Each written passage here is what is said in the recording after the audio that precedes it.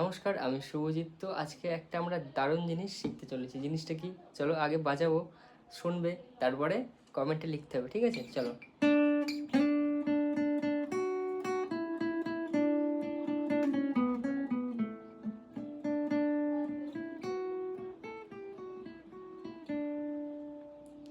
তো এটা হচ্ছে কি গান সেটা কমেন্টে লিখতে হবে, ঠিক আছে? আর সারেগামাপাটা চলো দেখিয়ে দিই তাহলে।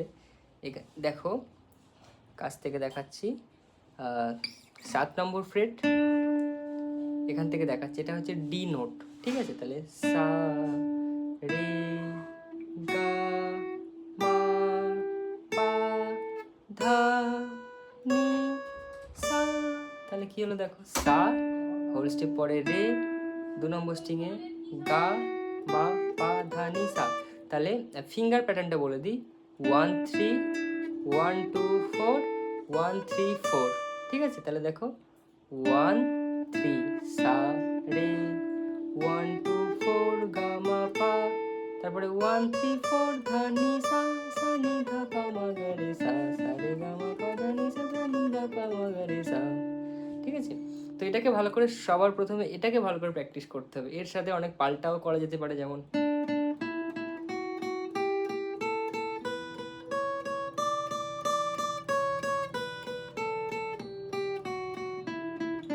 মানে ডাবলিং করলাম, সা সা রে রে গা গা। আশা করি বুঝতে পেরেছো।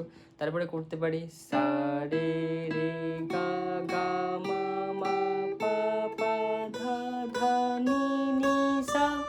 ফিরে আসবো, সা নি নি ধা ধা পা পা মা মা গা গা রে রে সা। দুটো করে করলাম, তারপর 3টে সা রে গা, তাহলে সা রে গা রে গা মা পা মা পা ধা নি সা, সা নি ধা পা মা গা রে সা। আশা করি বুঝতে পেরেছো।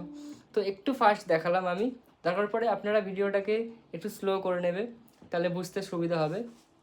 এইগুলোকে আমরা ভালো করে প্র্যাকটিস করতে পারলে আমরা অনেক কিছু বাজাতে পারি সারেগামাপা দিয়ে। একটা দেখালাম বা আরেকটা দেখাতে পারি।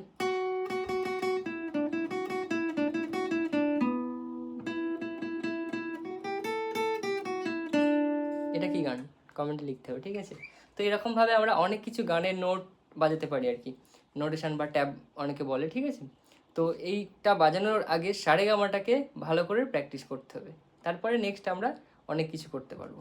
আচ্ছা, আরেকটা জিনিস বলা হয়নি, লোয়ার অক্টেভটা দেখানো হয়নি, এটা দেখিয়ে দিই চলো।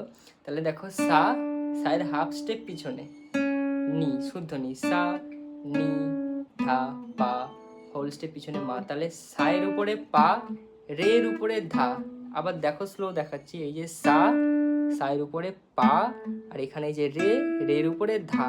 তাহলে সা হাফ স্টেপ পিছনে নি ধা পা, আর এই পায়ের হোল স্টেপ পিছনে মা, মা পা ধা নি সা। তাহলে সা নি ধা পা মা, মা পা ধা নি সা, রে গা মা পা ধা নি সা, ঠিক আছে?